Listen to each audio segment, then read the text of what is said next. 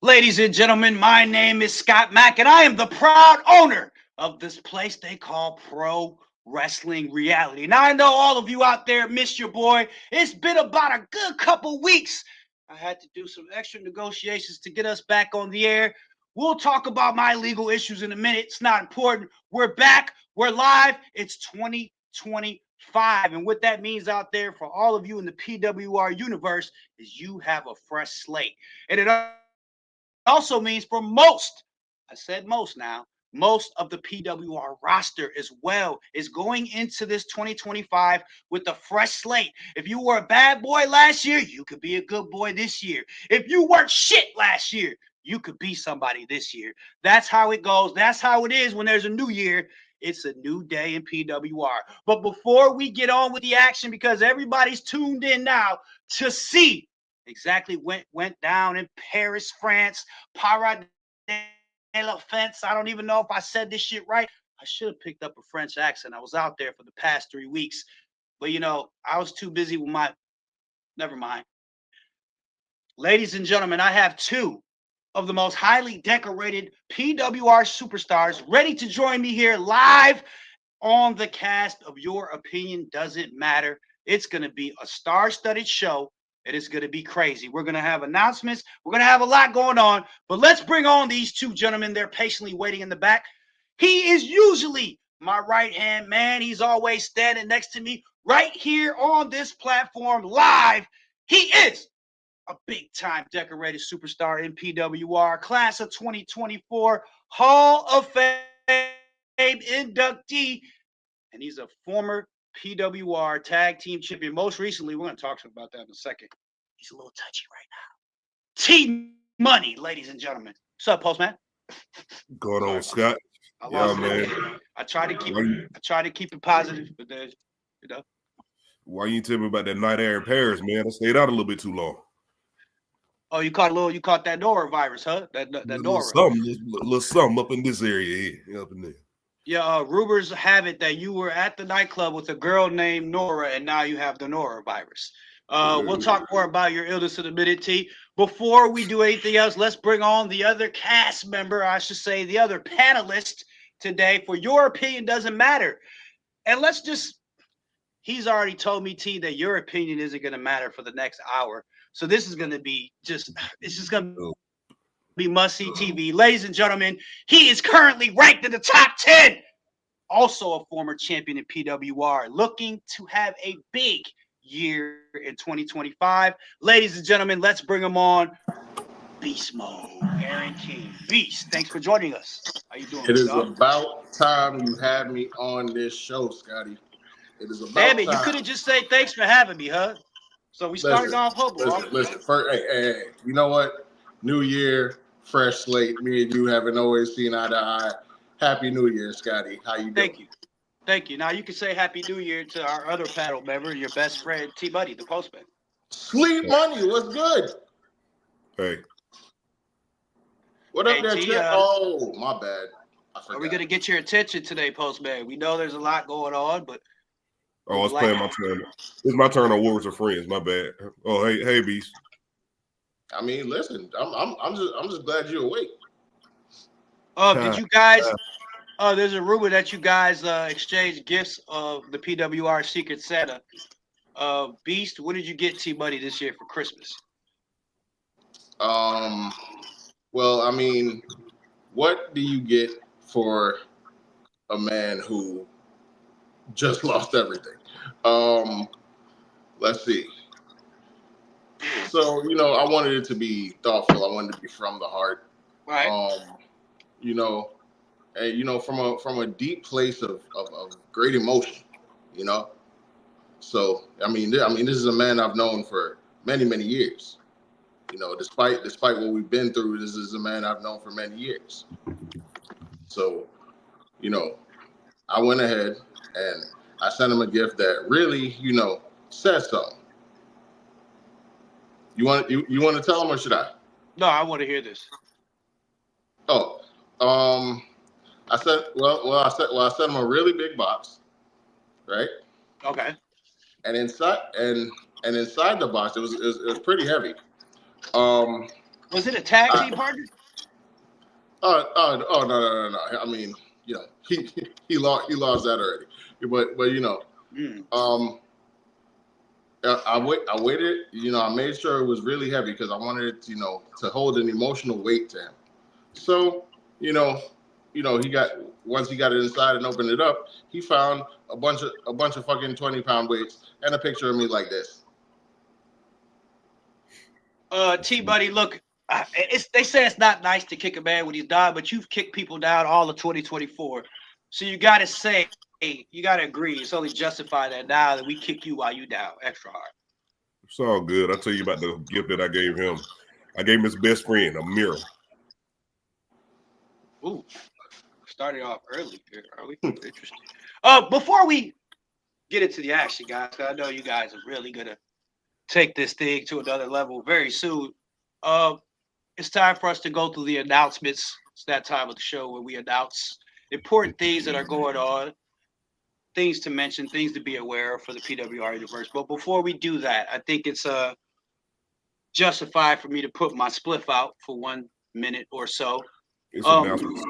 Professional time. Yeah. I want to dedicate this entire show. I think both of you gentlemen will agree with me that we need to dedicate this entire show to those families and loved ones from New Orleans and the tragedy that took place a matter of hours ago. We do have a lot of PWR fans in New Orleans. Obviously, Nappy Boy, we have a lot of superstars that have roots in that city. We've had some tremendous historic shows in that city, and the support's always been real. So we will also be giving our support to New Orleans, and we would like to have a brief moment of silence for all those affected by what took place.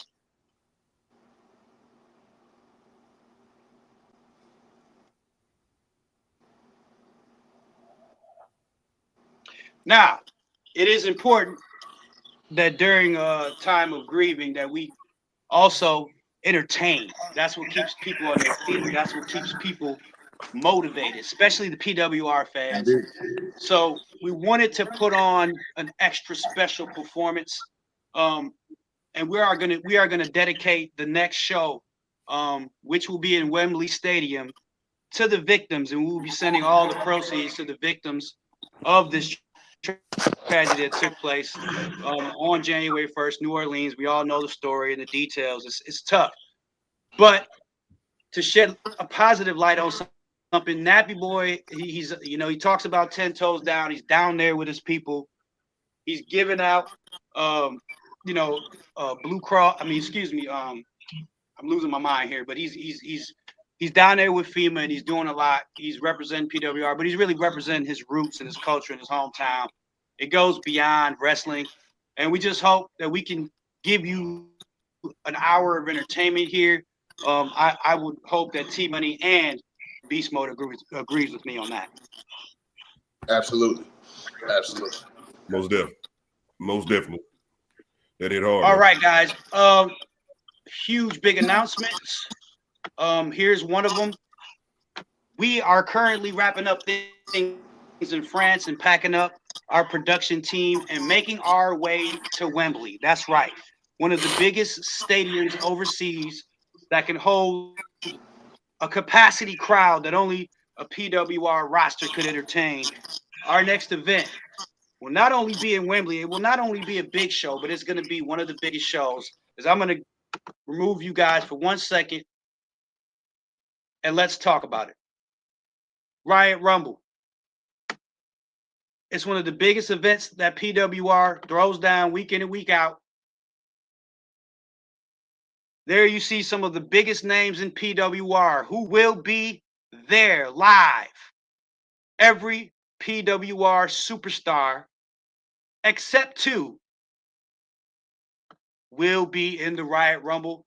And just to let you guys know, let me bring back on my team. Just to let you guys know, every superstar will be competing in the Riot Rumble, and the winner of the Riot Rumble will go on to become the #1 contender for the PWR World Heavyweight Championship. It's like a immediate strike gold card. If you win this match, you go right to the top. It doesn't matter where you are now. Really quick, Aaron King, when you hear an announcement like this, knowing your goals for 2025, what are you thinking? Everybody knows what my whole road to redemption is about, and if you don't know, you ain't been paying attention. I have a goal to reach. The Riot Rumble. That's a perfect way to fast track me to that goal. Postman, you've been a part of some of these. I'm not good at this because I smoke a lot of reefer, but I do believe you won one of these rumbles, or at least come up runner up, or at least entered one and last. It was something you did crazy. Tell us about your experience with the Riot Rumble. From a personal experience, man, take all the bravado down and just be a human. It is the most scariest thing that you can do mentally, because this is like Eminem on 8 now. You got one shot, and the hill you have to climb is this high, and you're just one man, and everybody else is thinking the same thing. And you got people that are cutthroat, that are ruthless. You got people that are just powerful and driven. And so standing in that ring, knowing that it all can happen in the blink of an eye, defeat or success, it only takes a second, not even a 3 count. That feeling comes over you, and you got to really shake it off and fight through it and use it as motivation. It's really one of those events where the best man does win. We've seen it in the past in history. We've had some classic moments take place in the Riot Rumble. I'm looking forward to it. Let's face it, Wembley, the Riot Rumble, it just doesn't get any better than that. But something it does not get better than as well is this next topic. The Venom merch has been pulled from PWR shops all over. The numbers just weren't doing well. I mean, they were pretty much the same numbers as Vinny Montana. His T-shirts isn't it? off the shelves for quite a while. I'll go with you first, Aaron King. Is this a shock to you at all that the Venom merch? Not at all. It's been a dead brand for a while. Oh fuck. T Money, I'm not gonna let him go much further than that. Postman, I don't need to go much further than that. Any sore feelings, any resentments? We do, however, want to announce that the Man of the People Mel Walker shirt is available. The original, hear me out, the original No Days Off, Postman Always Delivers is available. And the True Villain nappy is available, but no Venom. No Venom. No Venom. But those are selling like shit cakes. Yeah. Hey, did you tell which B shirt is selling? Shit. All right, let's carry on. Let's get off the topic of merchandise and let's talk about an injury report. I made my money in the ring, bitch. There was a very disappointing ligament/relationship tear that took place last week. Candace was in the ring apparently and came down awkwardly in the PWR Performance Center, and she will be out of action indefinitely. Some people are saying she may never return to competition because it's that bad of a tear, several surgeries.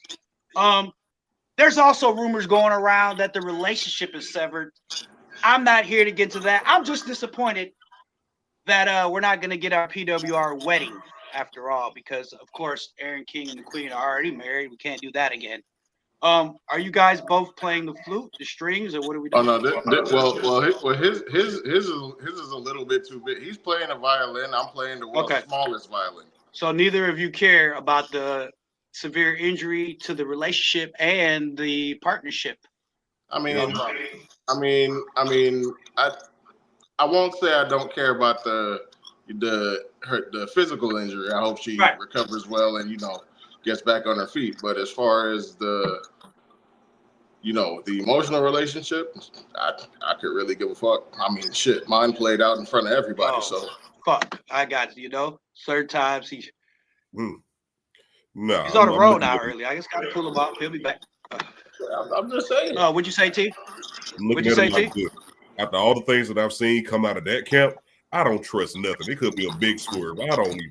You know what? I'll believe it when I see it. I mean, I may not like the dude, but he's right.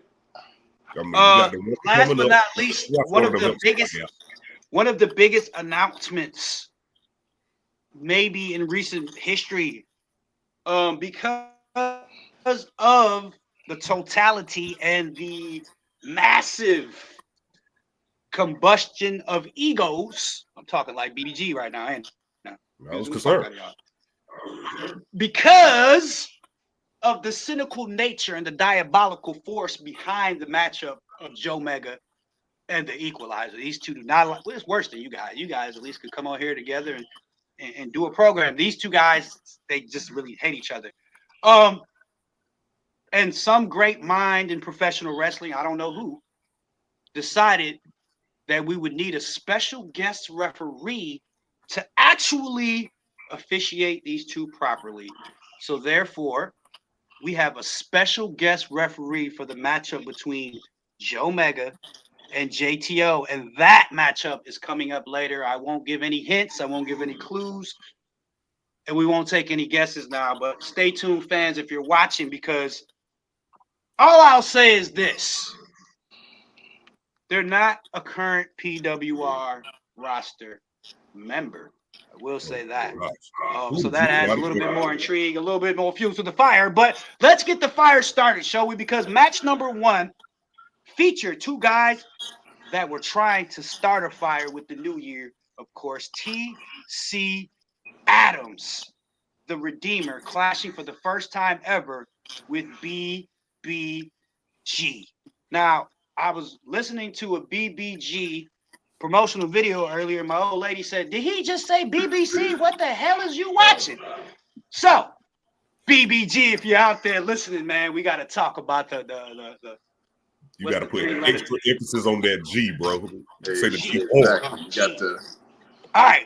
Fans were on the edge of their seats, much like my lady friend was when she heard me listening to the BBG promo for the entrance, of course, of TC Adams. And thousands of French fans raised their hands and got off their butts, stood up, and said, "I believe," as TC Adams made his way to the ring.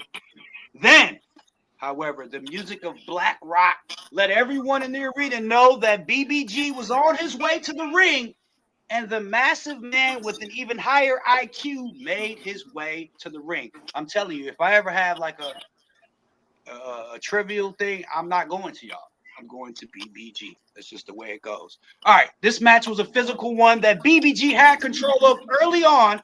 It looked a few times as if BBG was going to get an upset as he tossed TC Adams around early like a rag doll. But after several pin attempts with no success, the fans just got louder and louder and ultimately drove TC Adams to victory and momentum as he clinched another big victory here with the Claw of Redemption, taking the massive human being down to the mat and getting a victory. Postman T Money, any shock here? What are your thoughts? Anything on this opening matchup between TC Adams and BBG? BBG, he looks strong, he looks big, but it's something, it's just not yet. Maybe it's too soon. Go ahead, T. Something on your mind. Yeah, no, that's the way I can explain it. Like, it would be disrespectful to call that an upset. It would be very disrespectful to call that an upset. Great match. And of course, with the energy flowing through him, the support from the fans with TC, I mean, I knew he would find a way. But yo, BBG, you say you got to put the emphasis on that. Yo, you're right. He's right there, but maybe it could be a little ring rust. It could be filling out the new roster. It could be anything. But I mean, I've never count him out. I got a problem with it. I know what it is. He's still recovering from the ass whooping I gave him. Oh, here I was thinking you were going to add a little positive vibe to the show, King. Nah, I mean, listen, look. Bobby, BBG, whatever we gonna call him, you know what I'm saying? He's a. I'm not gonna say he's not a hell of an athlete, a hell of an imposing, force, but I've already proven size can only get you so far. I have a quick question for the two of you. What separates a prospect from a superstar? Time. Period. Beast. What you do with that time. You guys are fuck. Time and opportunity, basically. Time and opportunity is something that these next superstars in this match too all had, and they needed to prove it in the ring here that they belong. I'm talking about Killings Cutter in a handicap match. Let's talk about it against the Bronx Bomber, the powerhouse champion, New York native. He had a partner going into this one. Word from PWR officials is Bomber actually requested backstage the talents of Tanstradamus to join him in this contest, and he was going to pull double duty. He offered his services, but PWR officials denied this due to inside bitterness that Bronx Bomber released his inside scoop about the ligament tear / breakup to TMZ and not the Syndicate Sports Network. See, that's what I'm talking about right there. I don't trust none of that, man. I believe when I see you. Gotta call plumber. Bomber's leaking. So, with that being said, Bomber, next time or anybody else listening that there's a huge scoop, don't release it to some other fucking. The Syndicate Sports Network is our network. That's where we need the ratings. That's where we need the tabloids. That's where we need to talk about everything. What color are Bomber's eyes? They're probably brown, right? Yeah, dark brown. What?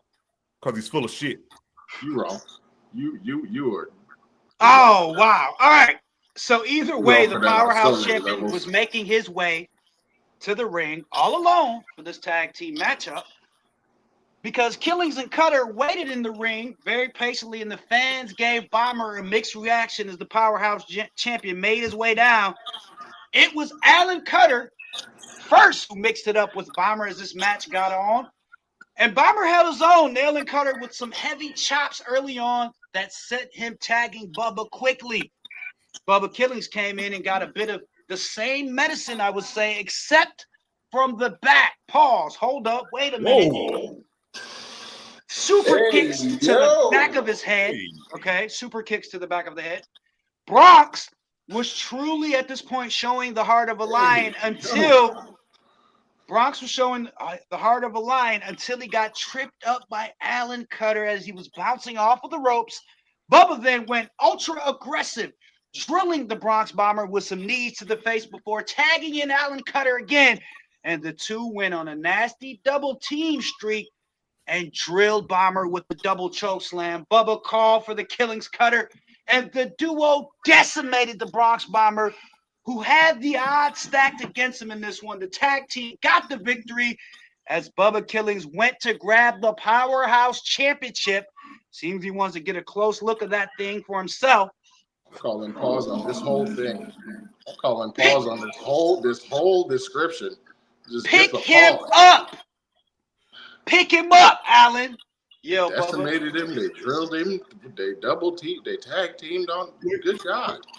Alan Cutter obliged as Bubba was about to crack Bomber with the championship when the music of Tanstradamus echoed on the sound system as he darted out and chased off the tag team of Cutter and Killings, helping his bro Bronx Bomber to his feet.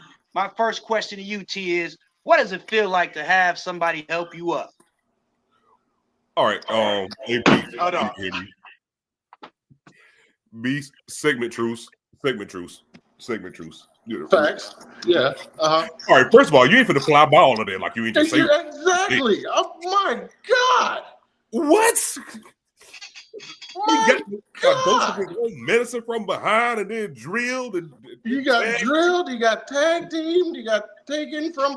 What happened in this match? You wanted to get a good look at that thing, pick him up. God. It was a good old wrestling. I was gonna say menage, but that was kind of right. It was a 2-on-1, a trio, a trifecta, a trilogy. What they call it? A trilogy? It was a triple. No, it wasn't a triple threat. See, get him out of here. See, you did not give a damn. You was having fun calling that shit. But how does it feel?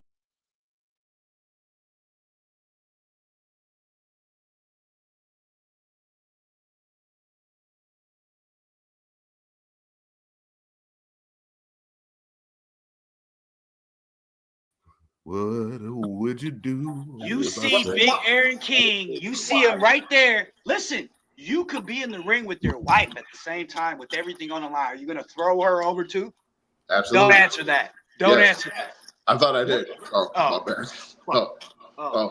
Listen, she would throw Try to me. get She would throw rid me. of him. T, is that deserving? Is that deserving? He didn't cuss or cut you off, but god damn. I mean, you kind of laying bait on this one, bro. I think What's we worse, me saying super kick from the back or him saying he's gonna eliminate his wife? No, you didn't say super kick from the back. You said a dose of his own mess from the back. Except from behind. You said a dose of his own medicine, except from behind. Dosey-do from the back. Wait a minute. You put a pause in there. That shouldn't have been there, did. Let's talk about the matchup, guys. Bronx Bomber, he's the powerhouse champion. He can pick up the pieces from here. He's been through breakups before. He's been through ligaments breaking before. Whatever. You get what I mean. I'm not so much as interested to see where he goes from here. Where does Bubba Killings go from here? Because he's been adamant that he wants to challenge Bronx Bomber. And listen, who am I to tell a redneck man in the middle of nowhere on a rural area what he can and cannot do? I mean, I don't think you tell that man anything. You know? Go ahead, T. Try to go out there and don't go up the road 30 minutes, T, and tell somebody. Don't. Too much opportunity there. But what you're looking at is the answer to your question earlier. Prospect, superstar. Prospect has all the potential in the world. There's a keg that ain't been tapped yet. All the potential in the world. And as much as I talk crap about Bomber, he's accomplished. He gets a reaction every time the fans know how they feel about him, whether they're going to boo or cheer. They know it before he even walks out. We still have to figure out how we feel about Bubba. And I mean, you got to fix this echo. It's an echo somewhere. It's killing me. You're killing a podcast. Take me out. Take me out. Let's see. I don't think it's you, kid. I don't think it's me. It is you, Beast. It's coming out your the playback. Turn your playback down a little bit. All right, let's carry on, guys. Tasha Davis was in the ring. I don't have the playback on. He was about to go and clash against Reckless Reggie Walker. Now, this is one I was looking forward to because Tasha was making his way back to PWR, and Reggie's been red hot. The French fans pop for the high-flying Walker, who always has dazzled a live arena, no matter where he is. I gotta watch what I say around y'all now. I'm scared. Wait. Anything I say. Real quick, Scott, are you doing this on a laptop? Yes. That's what it is. I always do it on this, but I ain't got my joint. I know, but it's all good. That's what it is. It's not. It's faint. It's good. We're good. Go ahead. All right. Yeah. Let's keep it rolling. All right. Tasha Davis making his way back to the ring against Reggie Walker. These two gave the fans exactly what they were hoping for, a show. Tasha Davis looked sharp early on, making his return to the PWR ring and looked to start his run of what he calls fixing PWR. He says he's the man to do it. But Walker was much too much on a night where the stars were shining bright on this roster. His conditioning and his pure athleticism eventually wore down Damas, who fought valiantly, but Walker ended Damas's night with a reckless elbow from way high above. It looked as if the Bronx Bomber wanted to attack Reggie, damn it, from behind with the golf club. I mean, hitting him from behind, guys. You said attack. Attack sounds better. Attack sounds better. Want to attack Reggie from behind with the golf club. I heard he's picking up golfing on the spare time. The powerhouse champion, shout out. Okay, so. But Reggie Walker, being one of those ninjas from New York, he was able to sense that coming and tap dance his way out the ring before impact. He's like a ninja on cat feet. He's on the catwalk. He's got very light feet. He's agile. He sensed it. Y'all get the picture. T. Ninja. What did you think? Not about the exit, but what did you think about the ninja? He got cat feet. Where are we going? You could have just made a Spider-Man. I've had a lot going on the past month, as you can tell. You could have just said a Spider-Man reference. The spider sense was tingling, and he detected it and got up out of there. You said tingle, not me. But I'm asking. Reggie Walker, another big victory here. I don't think this one shocked anybody, so to speak, because Tonster's just coming back. Maybe he needs to A feel little bit his of ring way, rust. do things a little bit. But Reggie looks to be on fire right now. Who's gonna put the fire out? I don't know. Reggie is on that ride right now where he is amped up, looking forward to the Rumble. And you can tell that in how he came out and was in attack mode from the jump. I don't care who you put in front of him right now. I think he's gonna act the same way. Maybe I'll Absolutely. put you in front of him. That would be interesting. I mean, Well, you could be in front of anybody next week, T. It's the way the cookie crumbles. Yep. I can't wait. The Riot Rumble, ladies and gentlemen, if you're just tuning in, each and every PWR superstar will be included in this matchup. All right.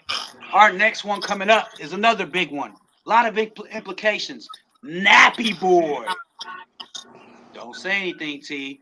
Versus Joker J, the Carnal. Like many matches tonight, this one was a rivalry that was rehashed. Many were rehashed on this particular night. And both of these superstars were in desperate need of a victory. It would ultimately come down to who wanted it more. Joker J waited in the ring patiently as Nappy came out to his original Lil Wayne theme music, not the Venom soundtrack. You know, And of course, a tribute to his hometown of New Orleans, who was mourning the loss of many people that were involved in this tragic incident. Video on the Powertron dedicated to his hometown. The crowd felt it. Nappy Boy seemed emotional. He was ready. Some fans even teared up as the video was playing. Nappy came to the ring in a New Orleans Pelicans jersey. He's repping. The bell rang, and there was no sentiment from Joker about anything at all as he went full blast on his attack of various strikes that buckled the true villain. Joker J got Nappy in the last laugh, and it seemed like it was all over. But then the fans actually began cheering. Yeah, I said it. The fans began cheering for Nappy to stay alive in this contest, and he used the fans. He used the energy that they gave him, freeing himself, and then he nailed Joker with the drop kick that got him back in this matchup. Nappy Boy then took control with a clothesline that shook Joker, and then a big spear that had Joker J on the ropes. Nappy Boy signaled for and got Joker J in position for the natural nap, and it was about to be nap time, but Joker somehow, some way, the Carnal wiggled himself free as the half Puerto Rican, half Dominican sensation quickly nailed a headbutt and then locked Nappy in a Joker's while getting all of it and pinning him for the 1, the 2, the 3. It stings, doesn't it, T? The winner of the match, the Carnal Joker J. Now, I don't have any funeral music, but before I continue, at the end of this matchup, August Stevens, of all people, August Stevens from Black Rock, darted out down to the ring, and he tried to assist Nappy Boy to his feet. Nappy shoved him backwards. Stevens just grinned and said, "I'm here when you're ready, Nap. I'm here when you're ready." "We've got a lot to talk about," said Stevens. Now, I have a lot of questions. T, I'll start with you. no, What do you know about Stevens and Nappy in this? Is there something you know or you can tell us? I mean, you've been around Nappy the past 2 years traveling on the road together every day. I can't believe I'm finna quote a young rapper. I know what I know, and that is all I know. I ain't shoot at the Beast, man. Beast been around that. not recently. So he passes you the ball and you bounce back. Like, what the fuck? I like Just it. hit an Uno reverse on him, okay. But no, first of all, I don't trust it. It don't seem right. It seems like an opportunity. That's just how I feel. But what I know, I don't know. I've been wrong about a lot of things before. I said OJ didn't do it. I say he still didn't do it. Beast. I was in 5th grade. I didn't have an opinion. Well, that's a first. Beast, my question to you would be, Oh. Big win for Joker J here. He's going to definitely use this to start off his year. Kind of Absolutely. nice. a That's a beat, good start. Nappy Boy. It's a good Where start. does he go from this now not having quote unquote support? You know, His brothers to lean on. What does this do for a young I'm superstar not. who's had support before? I'm not gonna. I'm not gonna. You know. I'm not going to kick the man while he's down in this instance because he's already, you know, going through a lot with He's everything going down, that's down, gone down, on down, down, down, in his down. city. But I will say this: when you lose the support of family, first off, don't feel good. Do it now. I'm But gone, but I digress. When you lose that support system, you go from having it to not having it. You got two options. You can lay down and die. You can lay down and die and stay down, or you can get up off your ass, start making shit happen.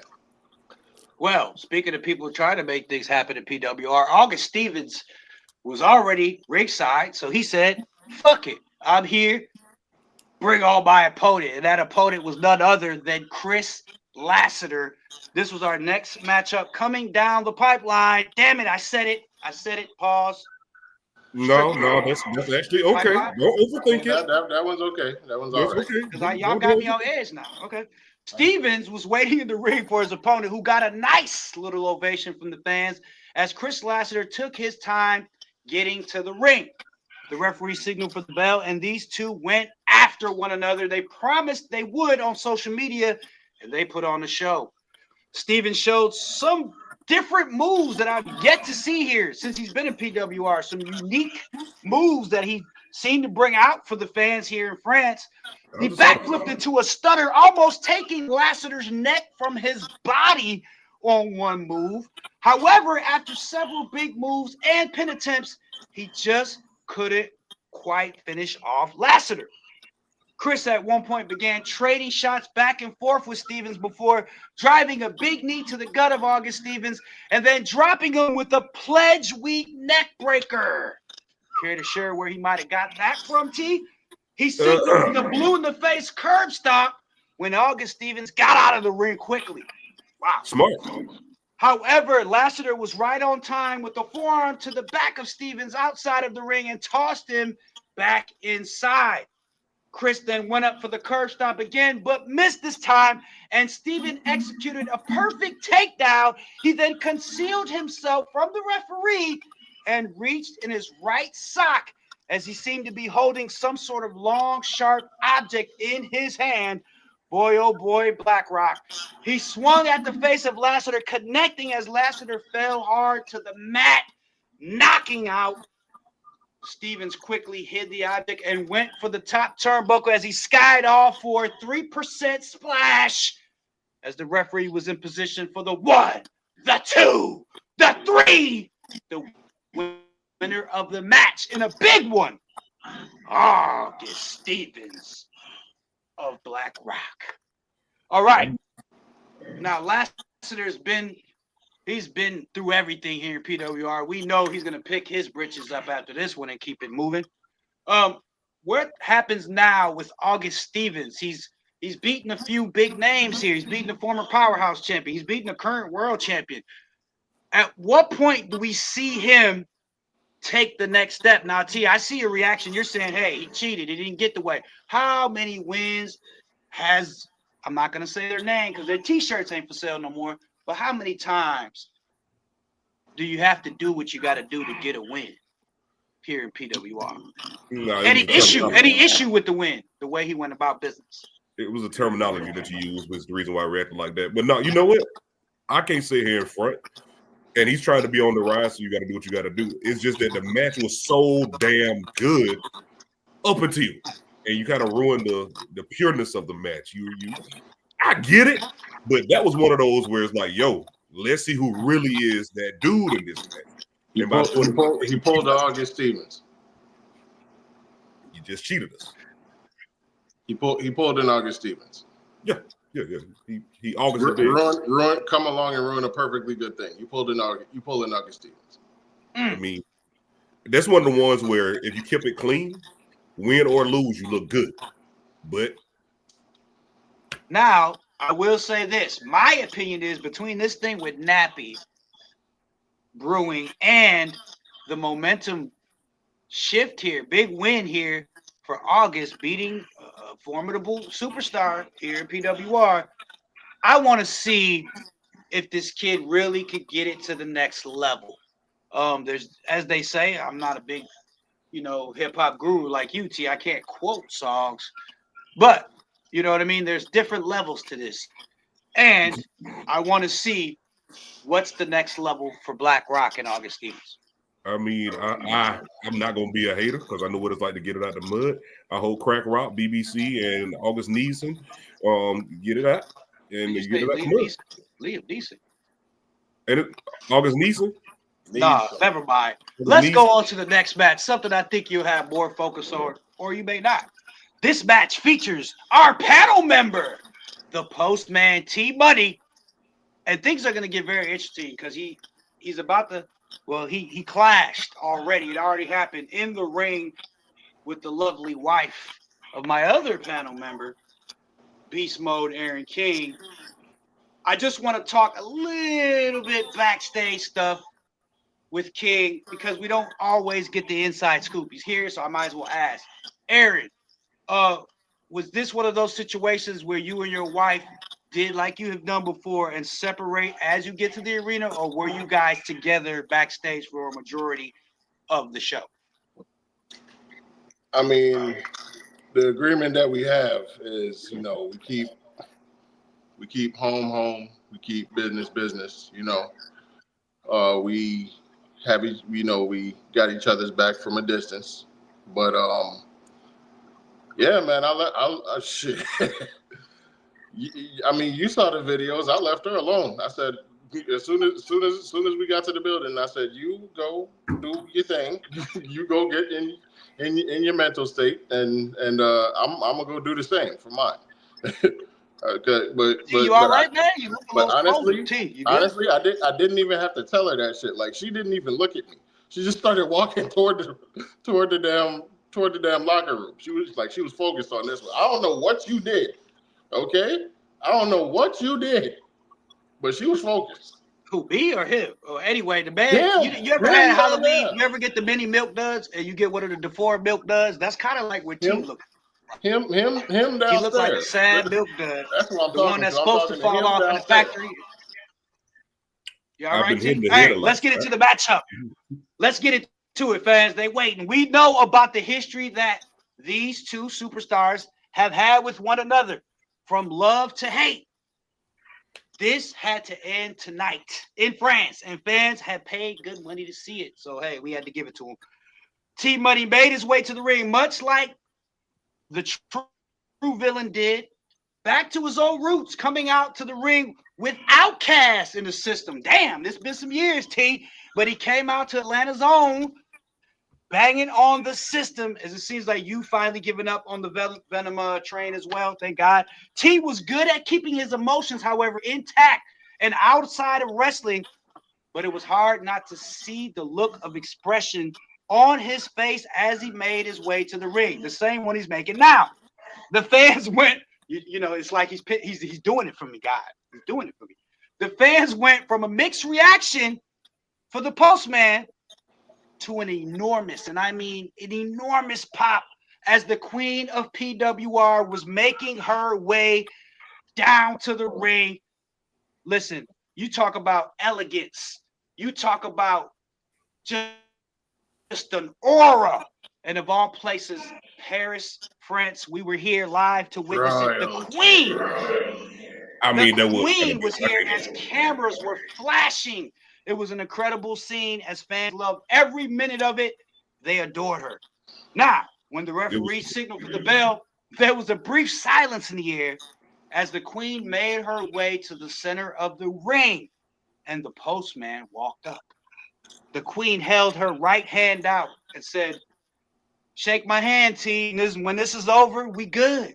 Back to brother and sister." He agreed and shook her hand, but instead of releasing the queen, T Money dropped her with his free hand. The fans booed T Money out of the building. He then began stomping away the queen as he trashed off the entire time. How that back feels, sis, huh? How long was that delivery again? As he added a leg drop for extra measure. He pinned her, but she quickly kicked out. The postman continued to use his agility and in-ring craft in this matchup as he went from turnbuckle to turnbuckle, nailing Queen with flying elbows and spinning fists. The Queen finally was showing a little bit, I emphasize a little bit of ring rust against a very fast and well-conditioned postman. The Queen nailed T Money with a shoulder tackle during a rally and then scooped up T Money for a body slam. She bounced off the ropes for a leg drop, but just before she made impact, the postman was able to slip free, causing Queen's lower back to crush the mat. She agonized in pain at this point, and the fans felt it with her. She popped up. I told you, sis, this is the big leagues up here by me. He signaled for the bruh kick as she slowly got to her feet. T bounced off the ropes, gaining full speed as he extended the right boot. But no one was home, and the Queen ducked the maneuver. T then bounced off the ropes and came back flying towards her again. This time, Alexia Payne had the drop and elevated perfectly to catch T Money with the off with their head. And that's all she needed as she pinned T Money for the 1, the 2, the 3. The winner of the match, the Queen. All hail, Alexia Payne. Now, T, I'll let you get your thoughts together, even though I know you have a lot to say. Mr. King, now, I'm not going to ask you how that back is because that would be me prying into your bedroom life. That would be me dipping a little too far. But here's why I'll go with it. Because I know the Queen is watching. Love you, Alexia. Happy New Year. Listen, my question to you, Aaron. You're with this woman every day. When you see a sea of fans from a foreign land cheer for this woman at the top of their lungs the way you do, the way we all witness it, what does that do for you? I mean, honestly, I always, if you ever ask her, she'll probably tell you. I am the person who tells her all the time, none of what you are experiencing surprises me, because I already told you how great you were. So, Postman, T Money, tough loss. You've lost before. You've been down this path. But I will admit, I've rarely seen this look on your face on any live programming, on any social media. Open us she was focused. up. I told him. Open us up to the heart and soul of the postman, and be honest. Is there something going on mentally with you since the breakup of Venom? I mean, y'all keep saying breakup, but I'll get back to that. But no, this look is I'm trying to reserve something for the people. The look is me trying to not show how proud I am. I'm actually proud of it. The beef wasn't legit. I had to get amped up as much as she did. I had to block out old feelings just as much as I think she did. So she came out and did what she was supposed to do. So I can't sit here and just be like, hey, person who put my head in the mat, I'm proud of you, but on the inside, I really am. All right, postman, as an analyst, put your analyst hat on. What's the ceiling for this young lady? What does that mean to her? If you give her a dictionary, she probably couldn't find the word. And I mean that in a way like it don't exist to her. Wow. All right. On that note, let's carry on to this next matchup because we have quite a few tremendous matchups still to go. And of course, a surprise guest referee in the matchup between JTO and the Oracle of Pain. I cannot wait to see the looks. All right. I want to know who Dylan Mason, the Empower champion, arguably outside of the PWR World Heavyweight Champion, there's and Mel Walker. I would put him in that discussion as well. Superstar of the year. We're talking one of the best in the world right now, blow for blow, hands down, going into this matchup against Punishment. That's right. Half of Pain and Punishment. Another guy, to say he's formidable is an understatement. Former world champion, very decorated, dangerous, powerful, fast, whatever you want to call it. This was a big-time matchup. Another pay-per-view field match. Two big names here in PWR. Punishment waited in the ring for his opponent as the music of, all right, guys, you guys going to have to practice this if you're going to be on the show with me now. Jugame Wolfram. Okay? Jugame Wolfram. Okay? Play on the sound system. Yeah. Wait, yeah. You need a lozenge or something? You good? No, Jugame Wolfram. Jugame Wolfram. Bless you. Jugame. I think you used to next because I got all the right, same. Let me just give you guys a little bit of advice. Take it from her. If you hear Jugame Wolfram, just fucking not be around. Get out of the area because it's danger. It pretty much means cult, danger, diabolical. Oh. All right, so would someone yell that out before I, The hood translation is drill. A drill coming. Okay. Why did you just say that? Drill coming. Right, because they're not. The name of the group is not Drill City. No, man. Tell them to just put a siren on at the beginning of their track, and then we'll know. Yeah. Whenever you see Jugame Wolfram run, and their music played on the sound system, everyone got out of their seats to see the entrance of the Empower champion, Dylan Mason. I still got it in the new year, Dylan. Mason looked to be in great condition and even more arrogant, if that's even possible, and dangerous, that's possible, as ever he has ever been. And now it seemed that the world was in Mason's hands all over again. We've seen what this guy does when he has power. As Mason got in the ring, he and Punishment never broke eye contact with one another. The bell rang and the two were clearly seeking blood because the force behind both of their shots were of pure brutality. Punishment ripped up the right side of Mason's face with some heavy hook shots, but Dylan Mason took them well and countered it with some Dutch missile strikes that went to Punishment's head, neck, and chest area. Then Mason bounced off the ropes and nailed a Pele kick beautifully to shatter Punishment. He pinned him, but he kicked out strong. There's no questioning at all the heart of that filthy Puerto Rican. I love him. If he's watching, we hope we get you back soon. Mason began getting a little antsy at this point after dropping Punishment with a Glock bottom, and he kicked out at 1. Mason signaled for the Blood Eagle. He was done, as he said, "I'm done toying with you, you piece of trash," he said to Punishment. But when Punishment heard this, it seemed like a switch went off. He almost was swinging his hands just out of control. I don't even know if he knew where he was swinging, out of desperation. But one big shot connected on the temple of Dylan Mason, which suddenly staggered the Empower champion. And now we got a matchup. Punishment wasted no time and nailed a big-time DDT on Mason and then called for a Boricua bomb. The crowd stood on their feet, but before he could get a hand on Mason, the other member of, say it with me, Jugame Wolfram was spotted. We're talking about the enormous Quan Su. The fans awed at the sight of the massive entity known as the Korean Kaiju.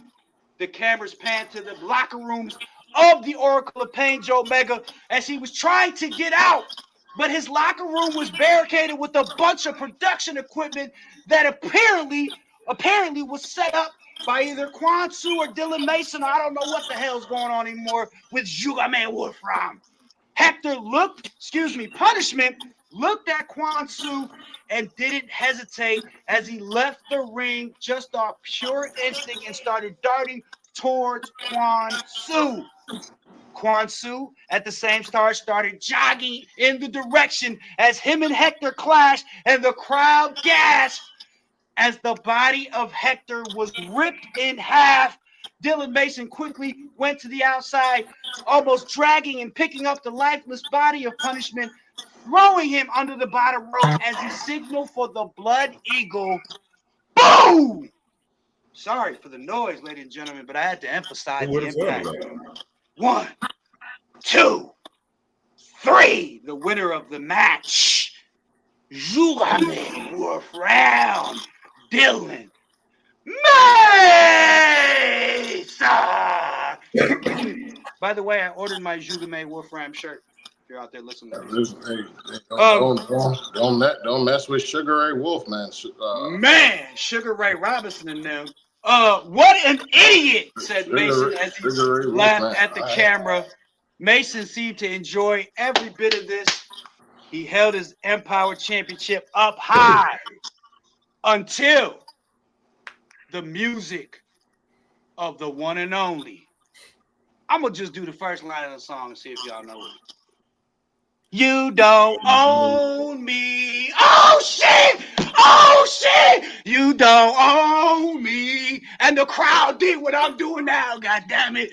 They went crazy as Mason was utterly disgusted at the sight of the Queen, Alexia Payne, as she pointed at his Empower Championship and gestured to her waist. Hey, ladies and gentlemen, whoa. Can I see you turn in the frog again? How did the fans react? Huh? Can you turn in the cover the frog again? How did the fans react? Oh, shit! Oh, motherfuckers was going like this, like the Bailey things. Them motherfuckers didn't know what to do. Boy. Yeah? Now, I only like the French people for French fries and French toast, but, you know, I became a fan of the French people. I was out there for a month. God damn it, just doing the show a month later. Did a lot of French kisses. I spent a little bit of extra time there checking out. Huh?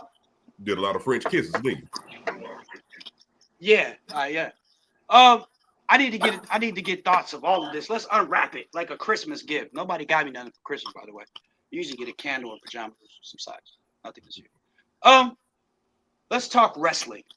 Dylan Mason, big win here, proving that the Blood Eagle is indeed one of the deadliest finishers in the business. True. Great gutsy performance by Punishment. But at the end of the day, that New York pride, that East Coast, you know, he had an itch when he saw Kwanzaa and he couldn't keep his eyes on the prize. You got to wonder if that was the plan from the beginning from Julame Wolfram, because they barricaded the locker room, Joe Mega, who couldn't get out there and assist. So my question to you first, T-Money, is simple. How dangerous is this duo? Could this be one of the most dangerous collaborations of talent in their prime have we seen recently? Maybe not ever. I mean, you said that. I'm trying to think. You said that Buddy couldn't keep his eyes off of Quan. I mean, hell, he's an eclipse. He took up half the damn stadium. I mean, you can't. How can you not see it? You got to worry about somebody walking out like that. So, I mean, are they dangerous? Yeah. Mason's been, again, probably superstar of the year. He's done a lot. And when you say he got in that ring, I got nervous, even though I was trying to watch. But I got nervous. And then, okay, when someone turns in the tray from Boys in the Hood and starts swinging, you activated something. So I thought the tide would turn a little bit more even, but nothing's even when you got a monster like that coming out on your behalf. So are they dangerous? Yes. Even just from mentality point. Just from mentality, yes, dangerous. Eric King, you faced the PWR World Champion on several occasions. My question to you is, if he's at home watching this, is he eager to get back in the ring, or is he trying to reevaluate his professional career? We saw him come out recently with his daughter. I'm not sure if he's, flirting with the idea of hanging it up, or if this is the monster that will actually become the next PWR World Heavyweight Champion. What are your thoughts on all of these things that I'm talking about? I will definitely say, as someone who still has a wealth of unfinished business with the world champion. Um, he looks like he's contemplating, you know, things. He's contemplating his future. He's contemplating his title reign. You know, he's contemplating his health because, you know, going up against a man like the big Quan Su, I mean, good God. I mean, Quan could well be we could well be looking at the next world heavyweight champion. But just as an aside, while you're contemplating, you don't get to leave till I say so. I knew he was gonna do it. It's fair. It's a fair. Fair shot. All right, he's gonna be listening. We'll see what happens. Listen, this next matchup is another big one. Triple threat with 3 big names in it. I'm talking about El Guapo clashing against the man of the people, Mel Walker. Not the man of Venom, the man of the people, Mel Walker. And of course, a man who recently made his way back to a PWR ring, future Hall of Famer himself, I'm sure, Pat Legend. Wow, this is going to be a good one. Fans were already thus far being treated to a great night of action, and we still had so much left to go. This next triple threat was loaded with talent, a highly decorated former champion in Pat Legend, we just talked about, the longest reigning champion in PWR history, Mel Walker, and half of the current tag team champions, El Guapo, will be a part of this one. Now, Mel Walker and Pat were both in the ring and paced the ring as boos came from the fans, and it was the music of the Deadly Alliance that brought on half of the PWR World Tag Team Champions, Wapo. But he wasn't alone. He was accompanied by the other half of the PWR Tag Team Champions, the worst douchebag to ever hold a title. When he won, I almost shit myself, Shooter J, but he is the tag team champion. Listen, he was in the ear of El Guapo as they made their way to the ring together, and he was pumping up El Guapo, geeking him up for this matchup as he said, "It's our time now." He blurted out at El Guapo. The match began with the tag team champ making a statement early by clearing the ring of both Walker and Legend. He nailed Walker with the clothesline, and Pat, he did the old-fashioned way, throwing right towards his tag partner outside of the ring, Shooter J, to give him some tax refund advice up close and personal. I'm sure that's why he did it. Legend tried to cover up, but the man of the people, Mel Walker, skied from high above, taking out El Guapo. He then bounced off the ropes and dived to the outside, landing on Legend and Shooter J as the man of the people had the French fans on their feet. Mel Walker hopped back in the ring and pinned Guapo, but he only got one this time. Legend got back in the ring and was still groggy from the earlier attack, but managed to leap up for a flying headbutt that jolted Walker. He then tried to scoop up Guapo up for a body slam, but El Guapo crushed his back with the double axe handle smash. It was pure action and pandemonium in the ring as Mel Walker then super kicked Guapo in the back of his head. He went down hard as Walker pinned him for the 1, the 2, but Pat Legend broke up the pinfall as this match kept going. Pat then threw Mel Walker over the top rope, discarding him, and then signaled for the DC Sniper Lariat. He crushed Guapo with it as he then rolled to the outside of the ring. Walker was then spotted up top, high again, as he skied off for a crossbody splash, but the momentum and the force of the impact allowed Pat Legend to quickly roll over on top of Walker and pinning him as the ref was right in position for the 1, the 2, the 3, the winner of the match, Pat Legend, as the fans stood on their feet cheering for Legend. What a fast-paced, exciting finish and a shocking finish in this one. Guapo was furious at the outcome as cameras showed him grabbing his tag team championship. Meanwhile, he knew he got bested, and instead of being angry, Mel Walker, the man of the people, fixed his dreadlocks calmly. He then started clapping for Legend, and the fans didn't know what to make of this. They didn't know what to make of this Mel Walker, this version of Mel. As he walked up to Pat, even Pat was a little bit shocked. He said, "Big win, Pat. Big win," tapping him on the shoulder. Big fucking win. He then took it a step further by grabbing the wrist of Legend and raising his hand. Wapo and Shooter then tried to sneak up on the pair, but they turned around just in time as the tag team champs decided to flee the scene. Wow. What did you guys think about this one quickly? Aaron King, big win for Pat Legend here coming back. Not only being the longest reigning longest reigning champion ever in history, Mel Walker, but he also beat the current tag team champion El Wapo, who said he's taking receipts from Joker J, from everybody talking. Deadly Alliance is not going to be swept under the rug, according to them. T Money, thoughts? I mean, you would ask me first. Go ahead, Beast. Go ahead. Well, yeah. Well, I mean, it's definitely hard to sweep them under the rug. I mean, they hold in a lot of gold right now. They hold this. It's a lot of hardware over in that camp. Yeah. I will say this. Me and this guy down here are agreeing way too much tonight. I don't really like them either, especially Shooter J. But you know, the success can't be denied. The success can't be denied. They are obviously doing something right.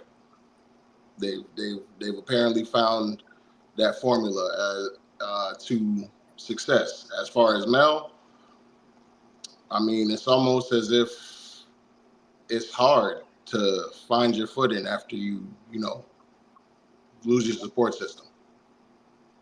Wow,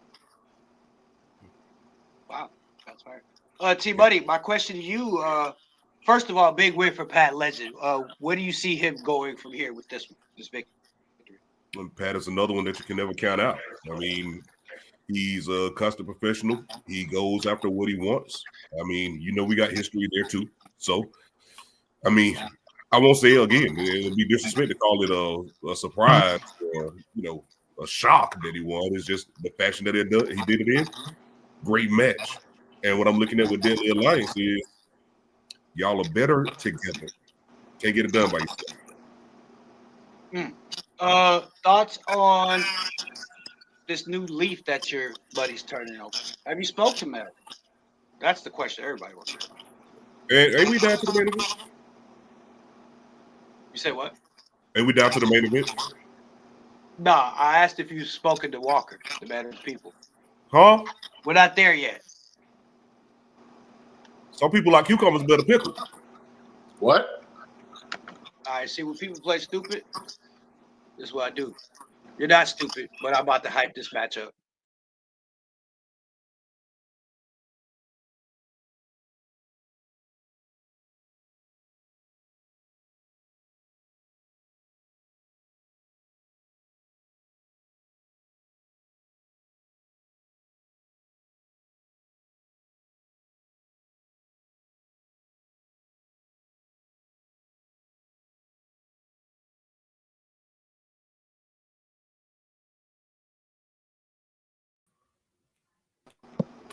Are you guys excited for the Rumble? It's that time of year. It's a new year. Anything can happen in PWR. You know that. I'm recharged. You're recharged. What do y'all think? Y'all ready? I'm ready. More than ready. More than ready. Are you ready for this next matchup? Let's go. Indeed. Okay. This next matchup features the artist. Let's be trying to do a painting, but I'm art.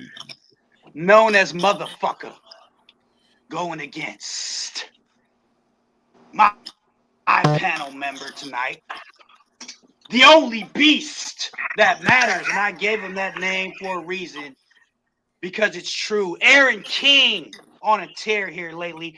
This is another match that PWR fans have seen before, but they wanted it again. And I don't give a shit if they didn't want it. I wanted it. Beast versus motherfucker. Just think about it, fans. Two icons in this sport that have a strange respect yet hatred for one another. And it always makes for good TV no matter what. Beast made his way to the ring to a mixed reaction as one fan held up a sign, and I want to emphasize this. Why Lloyd Banks, though? With a question mark.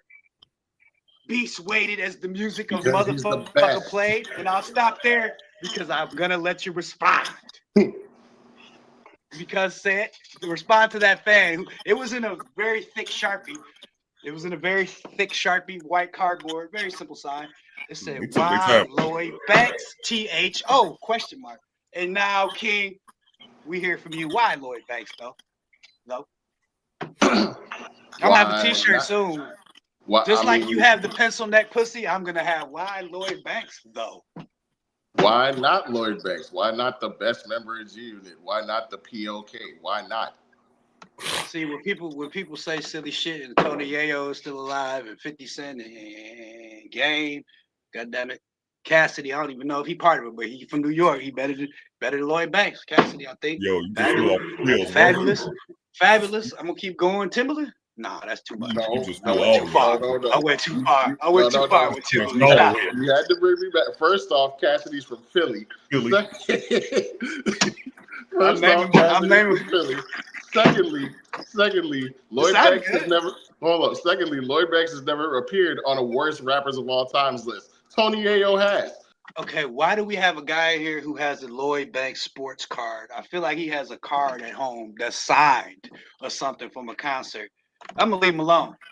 All right, we're gonna carry on with this matchup because the artist is getting pissed off somewhere.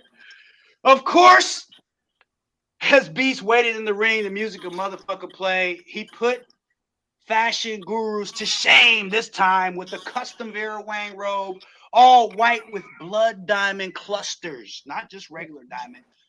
Leonardo DiCaprio with the dark-skinned brother blood diamond. Yeah, damn. Right? I'm talking the real shit.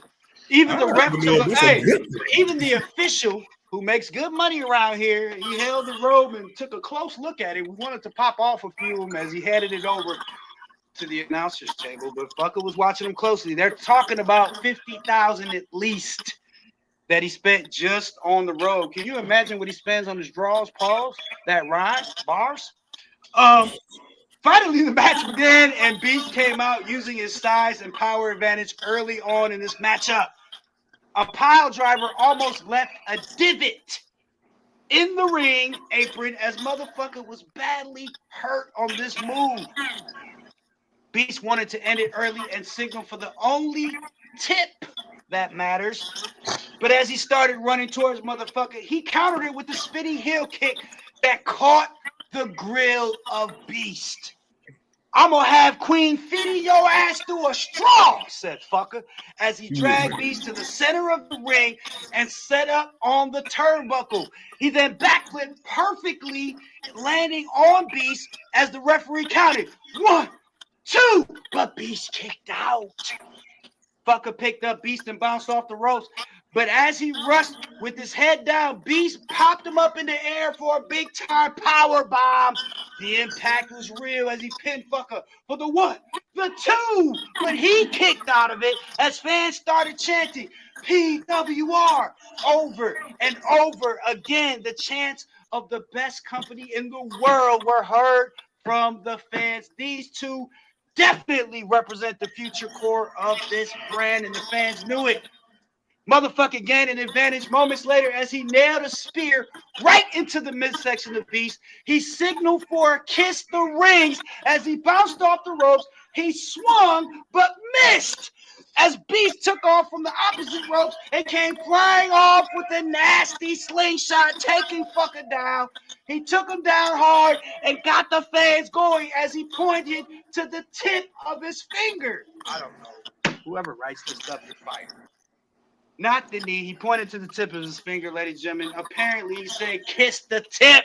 He ran towards fucker and connected on the big-time knee As fucker went down hard, the ref was right there in position for the 1, the 2, the 3, the winner of the match. The only tip that matters. Wait, Not the only tip that matters. God damn it. I'll be back. Oh my God. Please don't make me you say something in a promo. Y'all want to finish the show without me? Please don't. Y'all want to finish this? Hey, G, I'll send you the script. I'll send you the rest. You can read it. Not the only tip that matters. All right. You know what? It's your match. We don't want to hear from you. Big deal you won. T Money, how do you feel about the only tip that the only knee that matters? All right. First of all, I'm gonna bypass that. You gonna go right around it? Come on now. I will give credit where credit is due. When you got the arena yelling out PWR, I gotta give credit where credit is due. That's what this thing is all about. And so, hey, you put on a good match. You and fucker. That shows what type of people y'all are in this company. So a lot of shirts can get sold, you know, especially if you only put a motherfucker on it. But you know, I just want to know if I get the T-shirts made that says the only tip that matters, who's gonna order? I'm buying all of them. So it's true. All right, listen, guys, we're finally here. The co-main event of the night. Hey, real quick. Did fucker get them blood diamonds back? Oh yeah, he got his shit. You know, right after. Because you know over there in Europe they don't use guns; they use knives and machetes. Nah, but I think one of the ring announcers was over there picking away at it, trying to loosen one of them. But we'll see. And I think T Money will get my reference here. And over there in Europe, they don't kill cars. Never mind. Exactly. You get it. All right. Okay. Yeah. Fans tweeting. Tony Yayo's better. See, they saying Tony Yayo's better. They want Tony Yayo. Okay. First off, the fans are not tweeting that. VladTV.com. Vlad TV says I'm not interviewing Lloyd Banks every week. I'm interviewing Tony Yayo.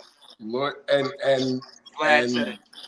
You know when Vlad says it, it's official. And 50 wants Yayo to stop going on Vlad TV because of his racist acts. All right, so, Jay, the match that's up next. I'm excited for this one. I'm always excited, guys, but I'm ultra excited for this one. JTO, the Equalizer, versus Joe Mega, the Oracle of Pain, with the special guest referee. Who did you spend money on to fly out to Paris? Referee, not referee. Referee. Yeah. Oh, he a ref for free. I got you. What you trying to say? He a ref for free. Okay, so let me get this straight. We got Sugar Ray Wolfman and the ref for free. Ref for free, and you got BBC. Sugar Ray Wolfman. If they're listening, they're not gonna like this, King. I'm telling you, they're not gonna like you taking. Okay. All right, let's go. Because I can't pronounce it. Can we, Sugar Ray? All right. Can we Sugar Ray? Can we Sugar Ray letter? All right. Excuse me, while possibly.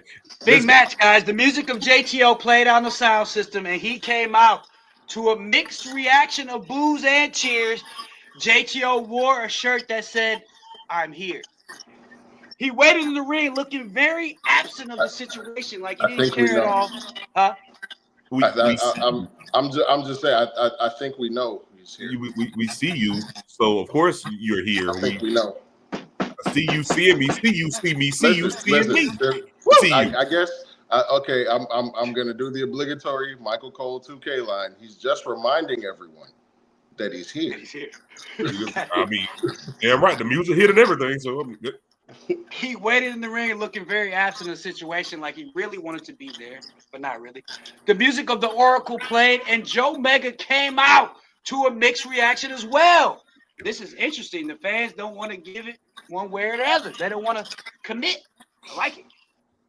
He was not in a good mood, however, at all, as he stood across from JTO. You know he's pissed off about being locked and barricaded in the room and not being able to help punishment. But now we're at the time, you asshole. We were at the time.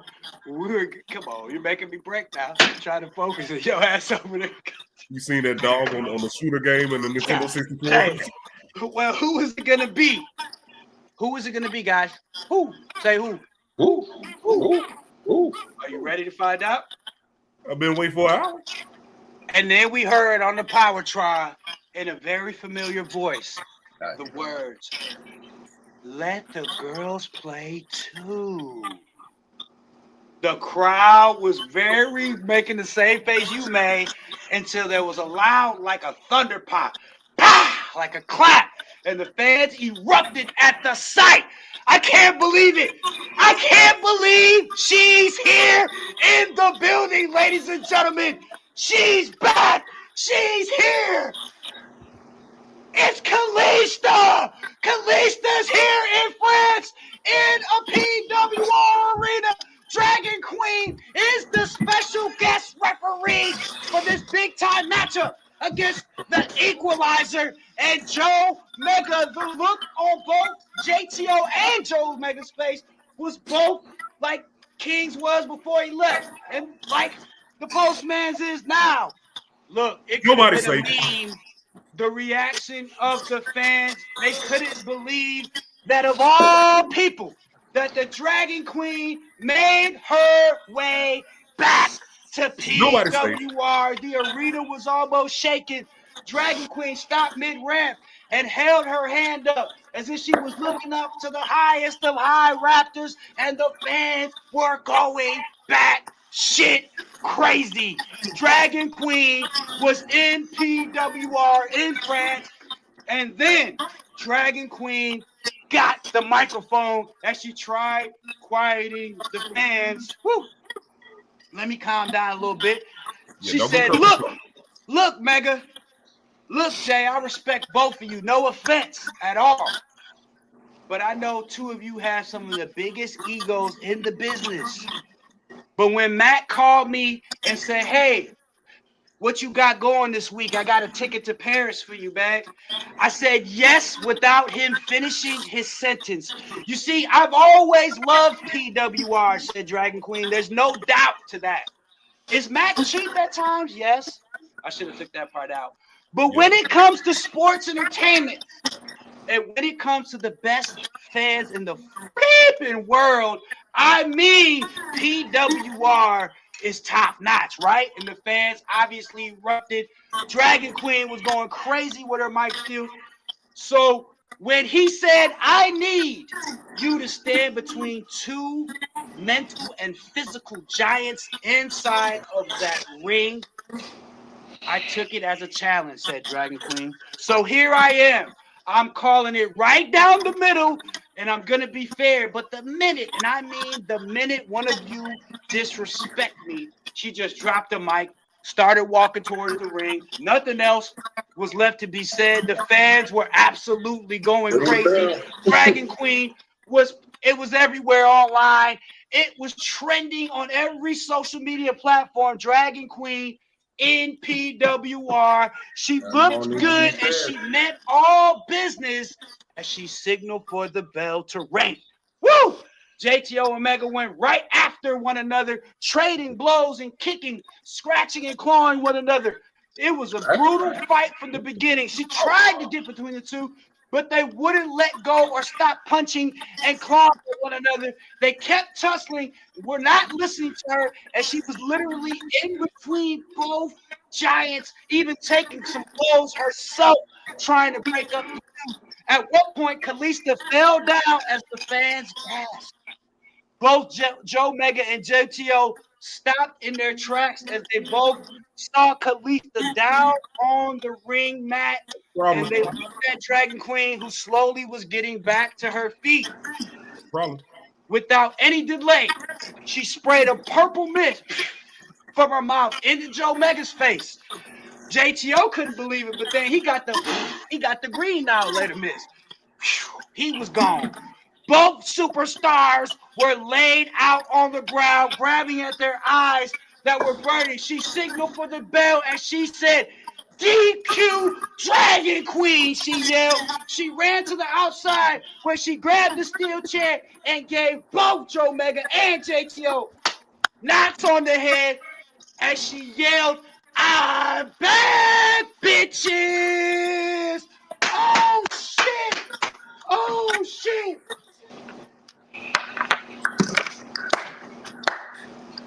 Oh, my God. Postman T Money. What are your thoughts? Dragon Queen back in PWR. Talk about making a return. Talk about an impact. Talk about live TV. Ladies and gentlemen, Dragon Queen is back. And I'm here to announce that she will be in the Riot Rumble this week. Every man and woman for themselves in the Riot Rumble. Postman, what do you think? Take it over. Take the mic. That's a problem. That's a problem. You see, she gives zero damns about anything. Again, I'm trying to get philosophical with it. That's a game changer right there. Yo, she hit Joe Mecca with the green mist, right? Purple. She hit him with the purple. And she hit JTO with the green. All right, now these mists do different things if y'all don't know. It's true. Purple takes from memory. I'm looking for an answer. I'm looking for a simple answer. Eric King, is business about to pick up? Shit. Back follows the money. Is business about to pick up? I'll tell you this. Not only is business about to pick up, if you're not careful, Dragon Queen to shut the shit down. That Yeah. That great Buddha shit. I got a question. How did she go from purple and then did she got something in there where she and switched the I don't know. I didn't say I asked it. I just asked. Don't find me, Dragon Queen. I'm not. Hey, all I seen with my eyes, I know the color of the crayons from when I was a kid. It was the purple for one, and the other one got the greens, and I ain't seen nothing go in the mouth. So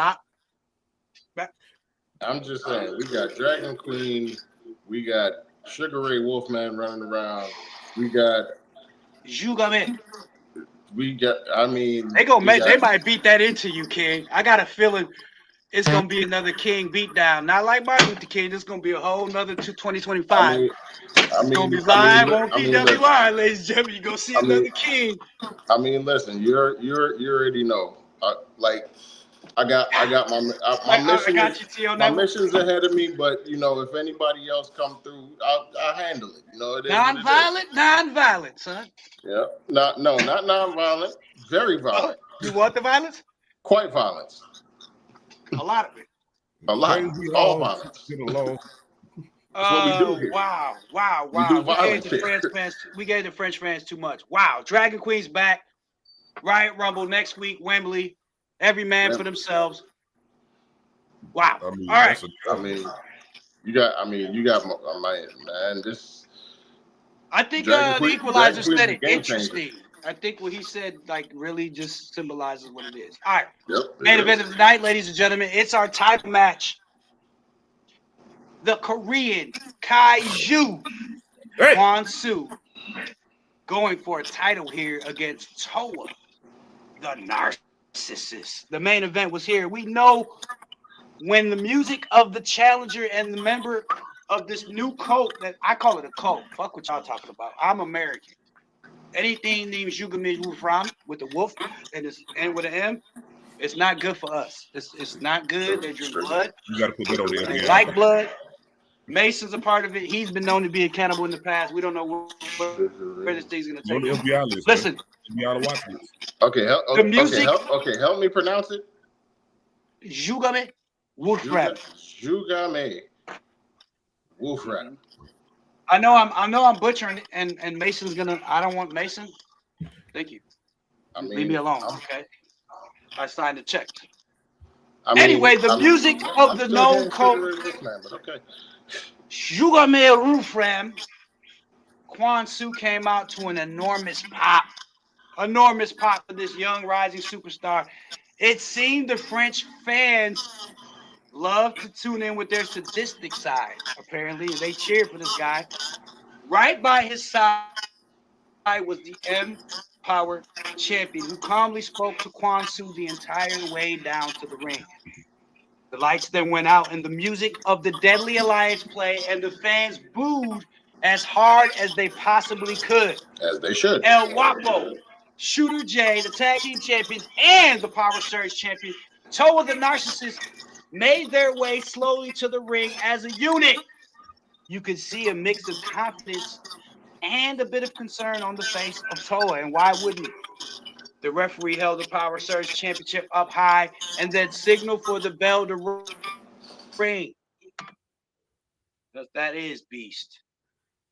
Quan went to work right away as he drove Toa down hard with the big boot to the face. He then lifted Toa like a rag doll and dropped him with a Glock bottom as the challenger roared to the fans, and they loved it. Shooter J jumped on the ring apron at this point and got right back down as Quan Su walked over. Well, your turn, Wapo. He laughed and the crowd laughed with him. He said Wapo tried and got the same result. However, this time he gave Toa a little bit of a window to leap up high and connect on a vicious headbutt on Quan Su, and Quan seemed to be dazed by the impact. Toa had a hard-ass head, we all know that, and he began drilling Quan Su with huge headbutts. It seemed like Toa found the one weakness of Quan Su. You got to tell me when you go do that. Could it be the head? He bounced off the ropes for a flying headbutt, but Quan grabbed Toa into a bear hug, and Toa began fading fast at this point. This was about to be it. We were about to witness a new champion as the bear hug, the grasp on the Narcissist was in tight. He wasn't getting out of it. Shooter and Whopper were about to go in the ring when a loud pop came from the ramp area. Holy shit chants from the fans erupted the entire arena at the sight of the PWR World Heavyweight Champion Big Hurt, as he's been here all night hiding in the back all night long waiting for his moment. Hurt was still walking with a limp, and you could tell he was a little bit from Quan Su's ghost. He went right for the mastermind, the Jugo Man Wolfman, killing Mason as he nailed Mason with the big right hand, taking him down. Mason fell down as Hurt turned and grabbed a steel chair, folded it, and went right inside of the ring. The Korean Kaiju dropped Toa, and the bell rang, but Hurt swung for the fences, and Willie Mays would have been proud as he nailed Quan with the chair shot, nearly ripping the chair in half. He nailed him once again with another shot, but Quan seemed to be shaking off the blows now. Hurt then dropped the chair, put his hand on the mat in a three-point stance, and used the Hungry Man Dexter Manley Spear. The crowd was going absolutely crazy on impact. Hurt then did the bigger, sexier to the French fans, giving what they wanted. They loved each and every bit of it.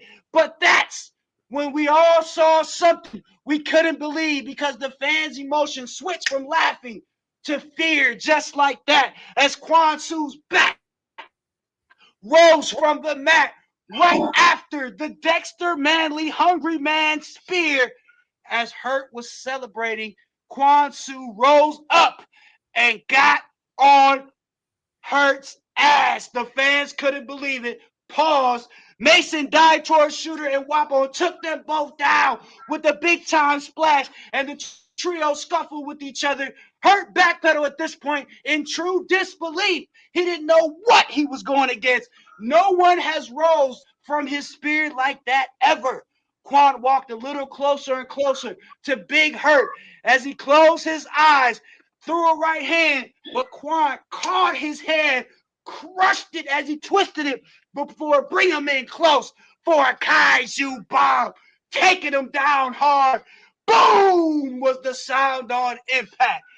Dylan Mason then got back in the ring at this point as Shooter J and Wapo pulled Toa out of the ring.